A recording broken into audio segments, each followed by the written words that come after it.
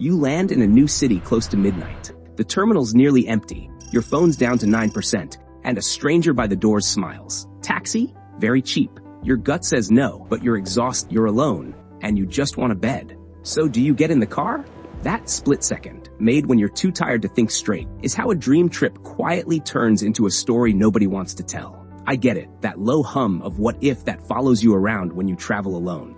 But solo travel is still one of the most freeing things a woman can do for herself. Preparation cannot eliminate every risk, but a few small habits can give you more options when something does not feel right. So here are 10 mistakes solo female travelers make all the time, including a couple you might be making right now. And number 10 is the 5-second habit that makes every other tip on this list stronger. Let's go.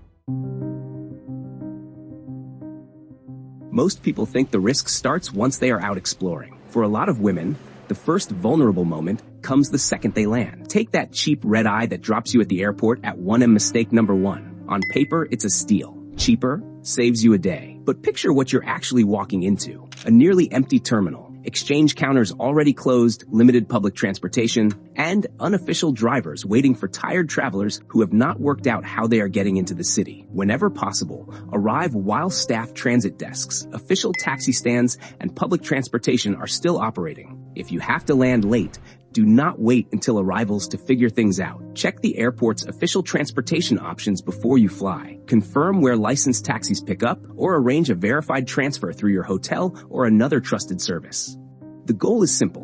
When you walk out of the terminal, you should already know where you are going and who is supposed to take you there. Now imagine this. You step off a train into a packed alley in Rome, reach for your phone to find the hotel, and the screen goes black, dead.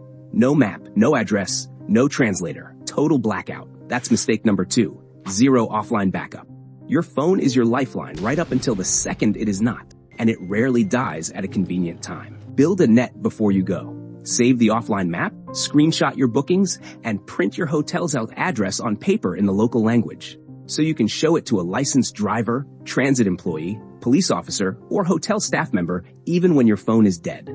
Mistake number 3 is the one you can spot from across the terminal. The overpacker wrestling 3 bags up a staircase, both hands full, moving at a crawl. Heavy luggage does not automatically make you a target, but it slows you down, occupies both hands, and makes every last-minute change harder. You do not necessarily have to travel with only a carry-on, but you should be able to manage everything you brought without depending on a stranger. Here is the test. Can you move your bags through a station, climb a flight of stairs, and get into a vehicle without losing control of your belongings? If not, you probably packed too much. Pack light, move quick, stay alert. So you make it to your room in one piece. You bolt the door, drop onto the bed, and finally exhale. Safe at last? That's exactly what the room wants you to think, and it's hiding a couple of gaps most travelers never clock.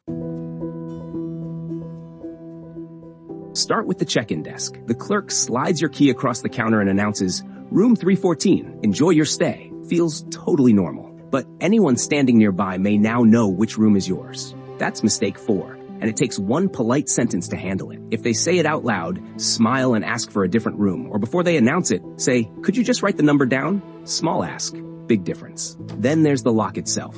Mistake 5. Your key card is only one layer of security. Staff access, a faulty latch, or simple human error can still create a gap. As soon as you enter the room, check that the door closes completely. Test the deadbolt, the secondary latch, the connecting room door, and any accessible windows or balcony doors. If something does not lock properly, call the front desk and ask to move rooms. For an additional layer, some travelers carry a portable doorstop alarm or travel lock. Just make sure the device is compatible with the door and does not prevent you from leaving quickly in an emergency. A doorstop alarm can make a loud noise if someone pushes against the door. Cannot guarantee your safety, but it may wake you, attract attention, and give you an earlier warning that someone is trying to enter. You'll probably never need it, but the one night you do, you'll be very glad it's there. Now let's leave the hotel, because the next mistakes happen while you're walking around, usually when you are distracted, relaxed, or trying too hard not to look like a tourist. Have you ever wondered why an opportunistic scammer approaches one person instead of another? They may be looking for distraction, confusion, isolation, or someone who appears too overwhelmed to notice what is happening around them. Frozen on a corner, phone spinning in your hand, brow furrowed. That's mistake 6, and it's the easiest tell to read. looking lost. To you, it's just directions. To the wrong person, it sends one clear signal. Tourist, alone, not paying attention. If you lose your bearings, do not panic and do not keep wandering while staring at the screen. Step into a cafe, hotel lobby, pharmacy, or shop. Take a breath, check the route, and then continue once you know your next turn. You don't need to pretend you know the city. Just avoid standing in the middle of the sidewalk broadcasting that you have no idea where you are going. Mistake 7 sneaks up in friendly conversation, oversharing. And be honest, who hasn't done this? Most people you meet are lovely. You're relaxed, and out it slips. You're solo, you're at that hotel. Tomorrow you're off to here. That's your whole itinerary handed to a stranger. You do not need an elaborate lie. Just keep the answer friendly and vague. I'm meeting friends in a few minutes, or someone's expecting me. Never give out your hotel, room number, or exact plans. And mistake 8 is the one seasoned travelers get almost religious about. Both earbuds in, noise canceling cranked all the way up. I get it, the playlist, the main character energy, tuning out the chaos. But when you can't hear the world, you can't hear the footsteps behind you, or the scooter creeping up on your blind side. So keep one ear open when you're out walking, and in a quiet alley, take them both out. Sometimes your ears pick up the warning before your eyes do. You've got the street smarts down now. But there's one setting where even careful travelers slip after dark, when the drinks come out. Nightlife is one of the best parts of traveling. It's also where your guard naturally drops and where the last 2 mistakes live. Mistake 9 is taking your eyes off drink. It sounds so basic that people roll their eyes at it, right up until it happens to someone they know. Drink spiking is real, underreported, and notoriously difficult to measure. New South Wales recorded more than 200 reported incidents in 2022, and researchers warn that many cases may never be reported. A couple of years back, 2 young friends on vacation in Cancun said they believed their drinks had been spiked on the same afternoon. Both collapsed. One reportedly required intensive care and was medically evacuated back to the United States. That does not mean you should skip the nightlife or distrust everyone you meet. It means keeping control of what you drink. Watch the bartender open or pour it. Do not accept an already open drink from a stranger. Keep the glass with you, and never leave it unattended while you go to the restroom or dance. If you step away, leave the drink behind and order a new one. And if you suddenly feel much more impaired, confused, dizzy, or unwell than the amount you drank would explain, treat that as a warning. Tell a friend you trust or a staff member right away. Don't wander off alone. Don't try to sleep it off by yourself, and get medical help as fast as you can. Some substances become harder to detect quickly, so getting medical help and reporting the incident early can matter. And that leaves mistake 10, the quiet one that makes every other safety habit more useful. Not having a check-in routine. Because here is the uncomfortable question. If something ever did go wrong, how fast would anyone even know?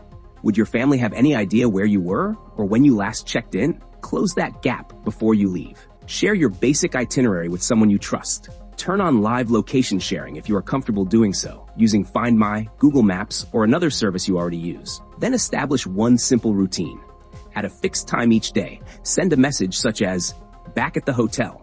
All good, but do not stop there. Agree in advance on what the other person should do if that message does not arrive. Text you again, call the hotel, or reach out to local authorities if there are other warning signs. Because a check-in only works if someone knows what to do when it doesn't arrive. 5 seconds a day. And it's one of the most useful low-effort habits on this list. So there you have it, 10 small habits that quietly separate the smooth trips from the scary ones. And if you're sitting there realizing you've been guilty of 3 or 4 of them, welcome to the club. So has every seasoned traveler out there. The point is not to scare you away from solo travel. It is to give you more freedom once you get there. The more these habits become second nature, the less time you spend worrying, and the more time you have to enjoy the trip. Now I want to hear from you. Of these 10, which one are you adding to your routine before your next solo trip? Drop the number in the comments. And if you've got a safety trick of your own that's saved you on the road, share it too, because someone scrolling by right now might really need to read it.